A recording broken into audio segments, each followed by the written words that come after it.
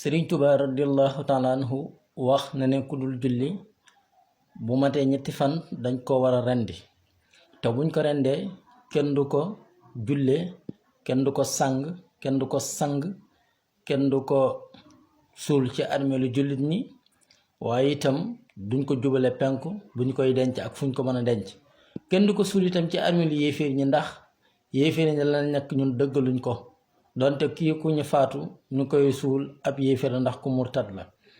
beneen bi ci toppit alalam kenn du ko miraas dañ koy jël def ko ci baytumaalu muslimin Sëriñ Tuubaa wax na ko ca tasawdu subaan qad saxa anna salawaati alxamsa faridatu xukman wa xitam labsa bi dikri wa sunnati wal ijmaai fa man yakun minha ala imtinaahi jaxdan laha fa huwa kal murtaddi fi lxukmi yustatabu jimal addi an yetub yutrak an lam yetub naqatulhu bi sayf bi darbi raq bi wala la ko Sëriñ Tuubaa waxee ak yeneen ci biir waaye ki nga xam ne nag moom weddiwul julli dëgg na ni julli am na waaye dafa bañ a julli ba tey sëriñ bi nee na bu waxtu wi desee